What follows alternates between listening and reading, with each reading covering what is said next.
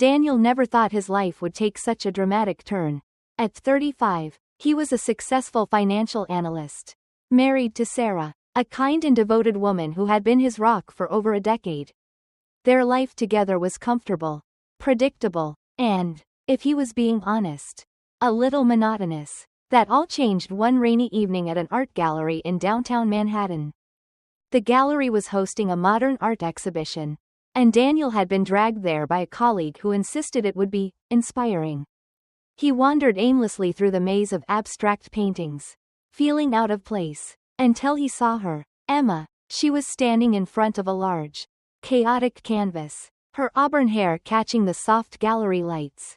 She wore a fitted black dress and a confident smile as she explained the artwork to a small group of admirers. Their eyes met, and Daniel felt an immediate pull. She was magnetic, her energy vibrant and untamed. Before he knew it, he was standing beside her, pretending to study the painting. "I don't get it," he admitted with a nervous laugh. Emma turned to him, her green eyes sparkling. "That's the point," she replied, her voice warm and teasing. "Art isn't about understanding, it's about feeling." They started talking, and the conversation flowed effortlessly. Emma was a freelance artist, passionate and free-spirited, everything Daniel wasn't. She spoke about her travels, her art, and her dreams with such enthusiasm that Daniel found himself captivated. Before the night ended, they exchanged numbers, and Emma invited him to her studio. Daniel knew it was wrong. He had Sarah at home, waiting for him with dinner and a smile. But the thrill of something new, something exciting, was too intoxicating to resist. He started texting Emma, first casually, then more frequently. Soon, he was meeting her at her studio under the guise of business meetings.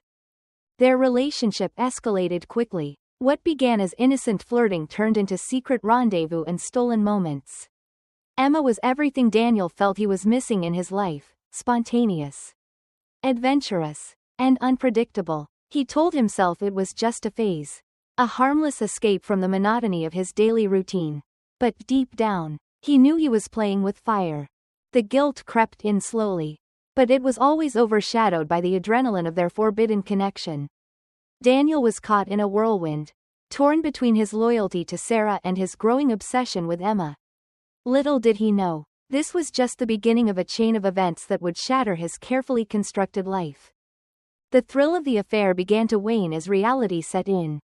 Daniel found himself lying awake at night, staring at the ceiling while Sarah slept peacefully beside him. Her steady breathing, once a comforting sound, now felt like a weight pressing down on his chest. Guilt gnawed at him, relentless and unforgiving. It wasn't just the lies, though there were plenty of those. It was the way Sarah looked at him, her eyes filled with trust and love, completely unaware of the storm brewing beneath the surface. She had always been his anchor, the one who kept him grounded. Now, he felt like he was drifting further and further away from her, pulled by the intoxicating pull of Emma. Emma, on the other hand, seemed to have no qualms about their relationship. She was bold, unapologetic, and increasingly possessive. She started sending him texts at odd hours, demanding his attention. "When are you coming over?" she would write, followed by, "I miss you." Daniel tried to keep his replies vague, but Emma wasn't one to be ignored. One evening, after a particularly stressful day at work, Daniel decided he needed to end things with Emma. He drove to her studio, his hands gripping the steering wheel tightly. He rehearsed what he would say in his head. "This isn't fair to Sarah. This isn't fair to any of us." When he arrived, Emma greeted him with a kiss, her smile radiant. But as soon as he started speaking, her expression darkened. "You're breaking up with me?" she asked, her voice sharp and incredulous. Daniel hesitated. "It's not about you, Emma. It's about me. I can't keep living this double life." Emma crossed her arms, her eyes narrowing. "You think you can just walk away?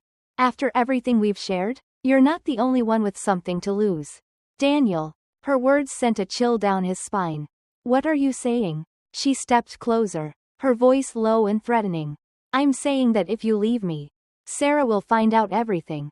And trust me, she won't be as understanding as you think." Daniel felt a wave of panic. He had underestimated Emma, assuming she would let him go without a fight. Now, he was trapped, caught between his guilt and her threats. The drive home was a blur. Sarah was waiting for him, her face lighting up when he walked through the door.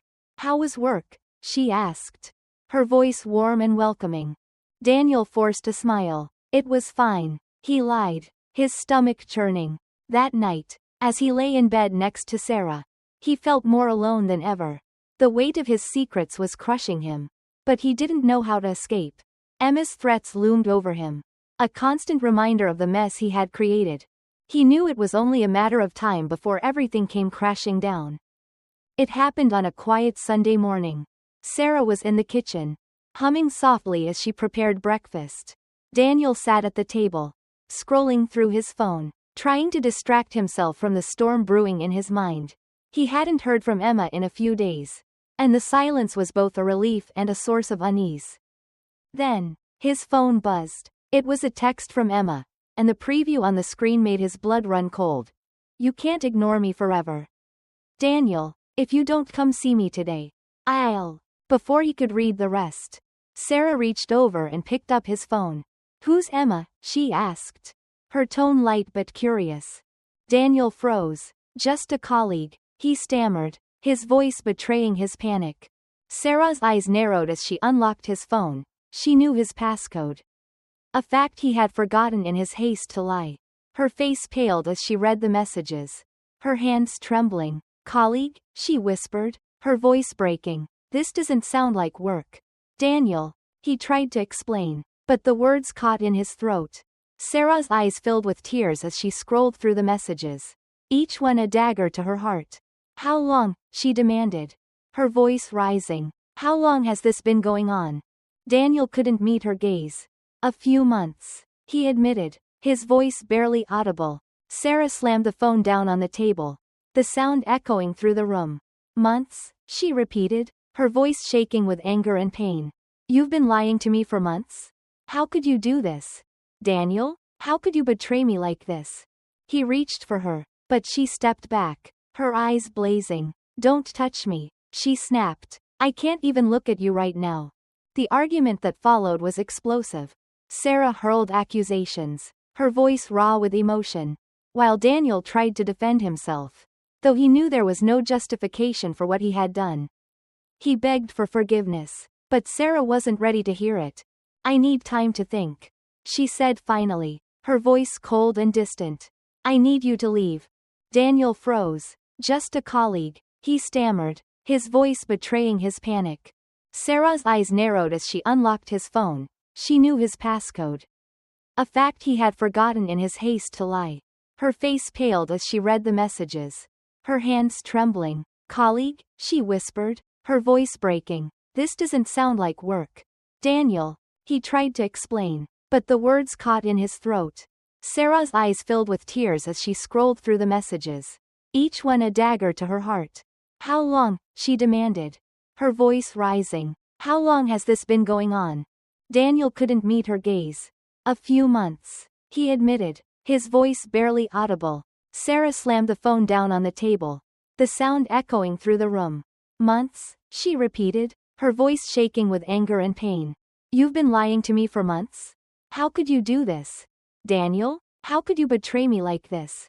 He reached for her, but she stepped back, her eyes blazing. "Don't touch me," she snapped. "I can't even look at you right now." The argument that followed was explosive. Sarah hurled accusations, her voice raw with emotion, while Daniel tried to defend himself, though he knew there was no justification for what he had done. He begged for forgiveness, but Sarah wasn't ready to hear it. "I need time to think," she said finally, her voice cold and distant. "I need you to leave." The days that followed were a blur of uncertainty and regret. Daniel spent his nights in the sterile hotel room, replaying the confrontation with Sarah in his mind. He tried calling her several times, but she either didn't answer or responded with short, clipped messages. "I need space," or "Not now." Emma, on the other hand, was relentless. Her texts grew more aggressive, her tone increasingly volatile. "You can't just ghost me, Daniel," she wrote. "You owe me an explanation." He ignored her, hoping she would eventually give up. But deep down, he knew she wouldn't. A week after the truth came out, Daniel decided to take action. He couldn't keep running from his mistakes. He needed to face Emma and end things for good. No matter the consequences. He drove to her studio. His hands clenched tightly on the steering wheel. When he arrived, Emma was waiting for him. Her arms crossed and her expression cold. Finally decided to show up. Huh? She said, her voice dripping with sarcasm. Daniel took a deep breath. Emma, this has to stop. What we had, it was a mistake. I can't keep doing this. Her eyes narrowed. A mistake? Is that all I am to you? It's not about you, he said, trying to keep his voice steady. It's about me. I messed up, and I need to fix things with Sarah. Emma laughed. A bitter, hollow sound. Good luck with that. She's never going to forgive you. You know, once trust is broken, it's gone. Her words stung, but Daniel knew she was right. Still, he had to try. Maybe not, he admitted, but I owe it to her to try. Emma's expression softened for a moment. But then her eyes hardened again. Fine, go back to your perfect little life.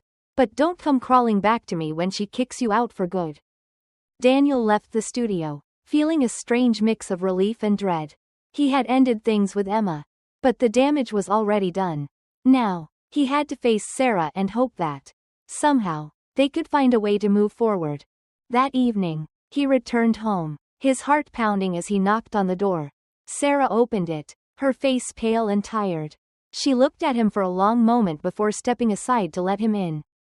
The house felt different, cold and unfamiliar, as if the warmth they had once shared had been drained away.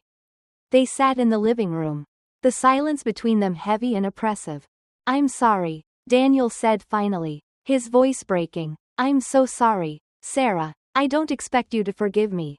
But I want you to know that I regret everything. I love you, and I'll do whatever it takes to make this right. Sarah looked at him, her eyes filled with pain. I don't know if I can trust you again, Daniel, she said quietly, but I'm willing to try. If you're willing to put in the work. Daniel nodded, tears streaming down his face.